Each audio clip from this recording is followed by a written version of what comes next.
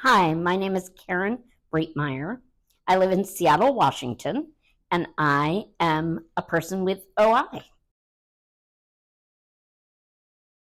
My parents um, introduced me to it. Um, my mom was one of the ladies that read Gemma's article in Redbook and uh, wrote away, I guess, to get a subscription to the flyer that came then. It was like a little newsletter, and I grew up reading those, like absorbing as much as I could. And then when I was in my early 20s, I came to an OI conference on my own.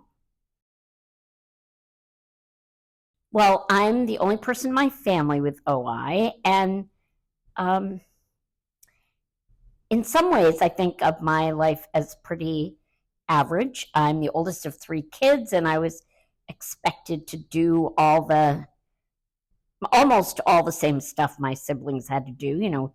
Had to do well in school and had to do chores and take piano lessons, and I was in Girl Scouts and stuff. I think looking back on it now that I'm a parent, I realize that my folks really worked very hard to involve me in what they thought was all of our family pastimes.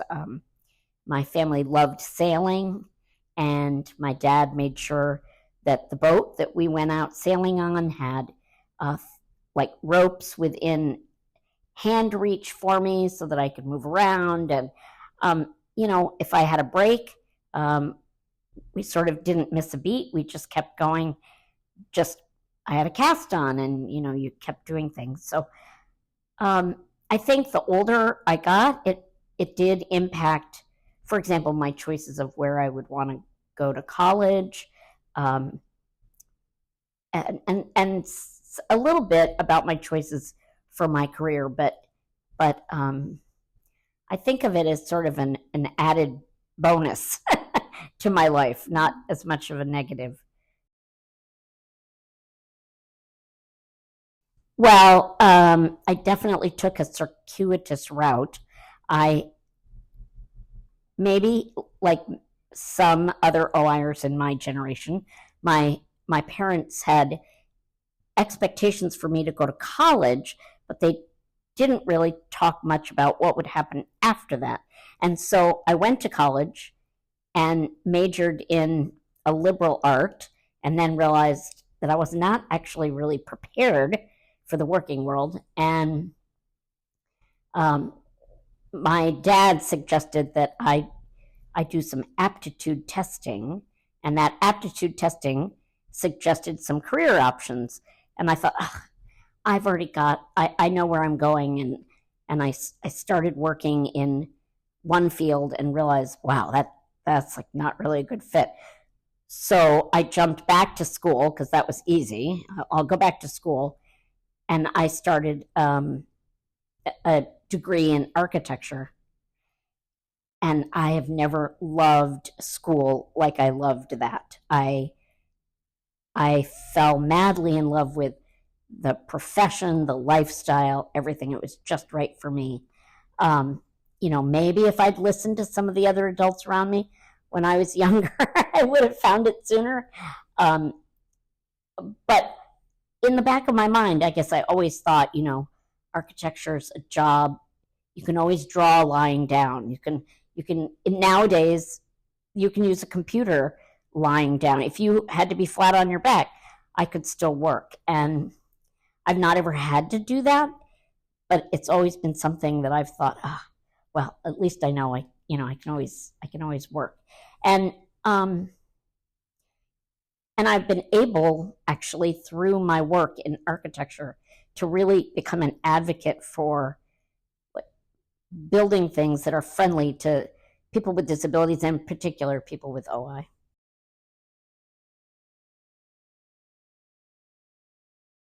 Oh gosh, there are many. First, that we are not capable adults because many of us are small, and I think the person who sees us for the first time often thinks that we're young or not capable. I've had people run after me in the shopping mall. Do you need help? I'm like, no, I'm perfectly capable of pulling my credit card out, just like everyone else. I think people need to talk to us, and once they talk with us, they realize what you see is very different from the person inside, and I think that's, to me, the most prevalent misconception.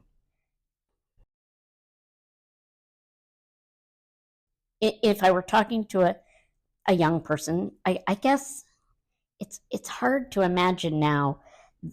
The advice I would have given my younger self is so different than what I talked to young, like even just at the conference this weekend.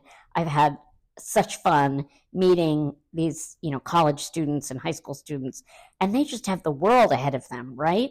When I was in high school and college, there were so many other sort of structural barriers in the way of employment, not being able to get a job, or having employers assume that that they would have a difficult time employing you. When I was, just as a case in point, when I was in high school, I applied for an internship. And when the fellow from the company called me, he said, "We can't offer you the internship." And I said, "Oh, does that mean you don't have a job?" And he said, "Well, no, we can't offer you the internship." I was like, "Well, why?" And he said, "Well, because there are stairs into the front of the building you would need to work in." I was like, "Well, how many?" He's like, "Well, 3. And I'm like, "Oh, my mom can get me up those stairs. Don't worry about it." And then he's like, "Well, the bathroom might not work for you." I'm like, "I can come in. I can look for that." Anyways, I ended up talking him into giving me that internship. Nowadays, I don't think anybody would, or I would hope that no employer would do that. They would, you wouldn't have to talk your way into a job. When I was looking for my early jobs as an architect, I would write down the addresses of potential employers. I would drive by to see if I could get in the door before I'd even send a letter. I hope no, young, career-driven OIer has to do that. They should know that an employer needs to make those accommodations.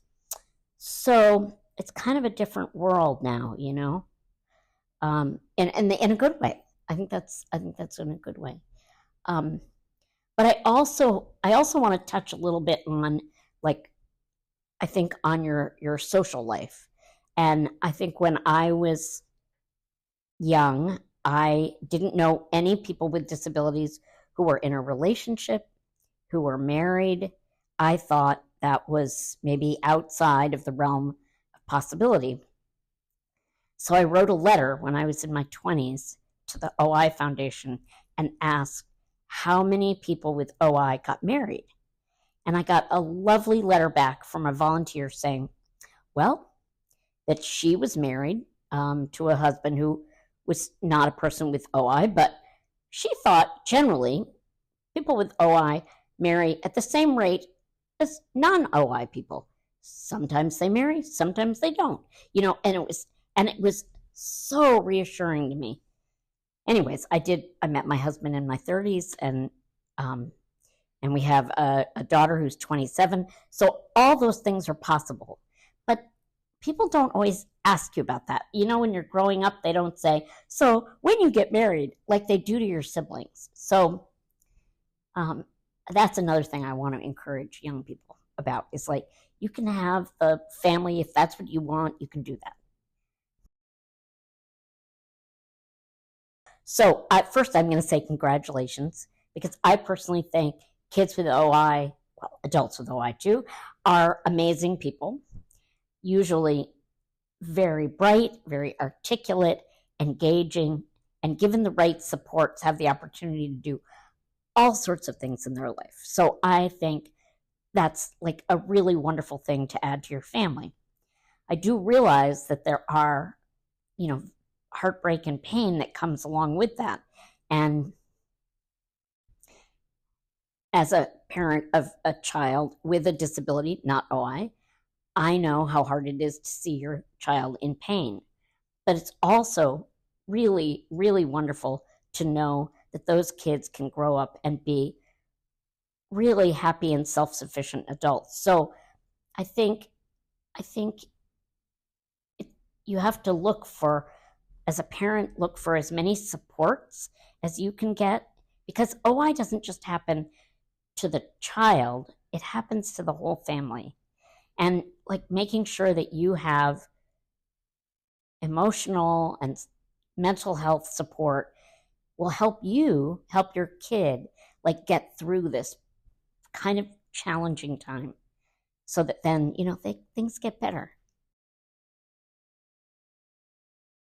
So I often tell people that when I came to my first conferences, I was a young adult and I hadn't known very many other OIers. And I walked into the conference, into the lobby or whatever, and there were all these people who looked like me, wheelchairs everywhere. And I thought, oh man, this is weird. And over the weekend, I realized these are really interesting people and they're really smart and I'm really having a great time. I really love being around them. And it helped me think, oh, maybe that's what other people see in me. So I feel like I have to come every couple of years for sort of my self-esteem boost. I come sort of to feel better about myself as well as to see all my friends. But it's also because when I'm around people with OI, I really am around family. I know we've talked about this in conference, but it really resonates very strongly with me. I feel a kinship to my friends with OI that is different but similar to my biological family, my immediate family. I feel an understanding with them. And so it's a really important part of my life to give back.